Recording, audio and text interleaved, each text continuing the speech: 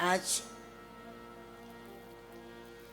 श्री राम कथा का श्री गणेश जब इस भूमि में हो रहा है, ये न केवल आपकी प्रतीक्षा की पूर्णता है, बल्कि ये मेरी भी प्रतीक्षा की पूर्णता है।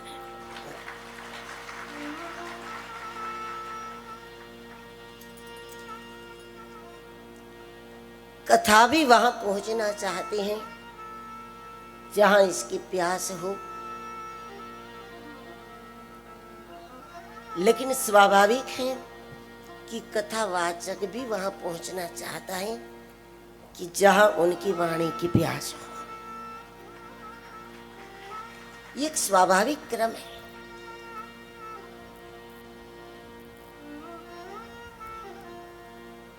हो सकता है कि भगवान की ऐसी कृपा हम सभी के ऊपर विशेष रही कि जब धूप के बाद छांव मिलता है तो हम छांव का मूल्य समझ सकते हैं। ठीक उसी प्रकार जब प्रतीक्षा के बाद कथा प्रसाद मिलता है तो हम कथा की भी महिमा को समझ सकते हैं।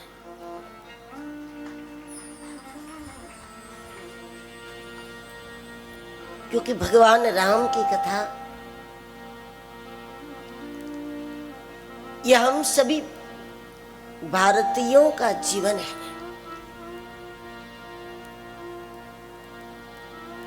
भारतीयों के जीवन की प्राप्ति और जन्म की प्राप्ति अलग है। भारत में जन्म की प्राप्ति माता पिता के द्वारा होती है, जबकि जीवन की प्राप्ति रामचरित्र से होती है।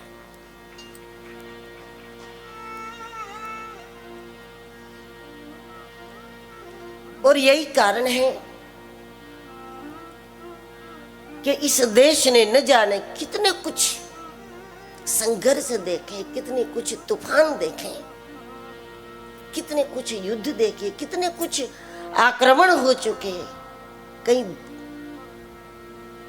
कई धर्मों के, कई प्रकार के शासकों के, लेकिन उसके बाद भी आज हम इतने आनंद से कलारस की भूमि में बैठ करके हम राम कथा सुना रहे हैं, आप राम कथा सुन रहे हैं। और इतने एक छोटे से नगर में इतना भव्य दिव्य आयोजन जो आप सभी ने मिलकर के बनाया है।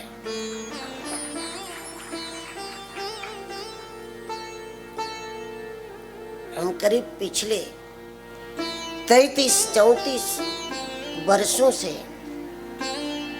कथा सुना रहे हैं। पूरे देश में 600 से अधिक कथाएं कर चुके हैं और अच्छी तरह समझ सकते हैं कि इतना आयोजन बनाने में कितनी ऊर्जा लग जाती है, कितने लोग लग जाते हैं, कितना समय लग जाता है, कितना खर्च हो जाता है, कितना धन लग जाता है। लेकिन जब शरीर बिगड़ता है, जब शरीर बिगड़ता है तो आप डॉक्टरों से कह देते हैं ना कि चाहे जो हो जाए, चाहे जो लगाना पड़े, बस ठीक कर दो।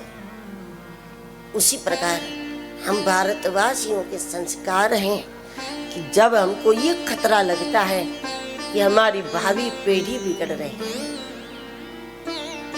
हमारी संस्कृति का विकृतीकरण होता है, हमारा मन बिगड़ रहा है, और उस समय जब हमारा मन बिगड़ रहा हो तब भी हम उसी प्रकार सजग हो जाते हैं कि चाहे जितना लग जाए हमारे मन को सुरक्षित करना, हमारे मन को बचाना, तन को बचाना जितना जरूरी है, मन को बचाना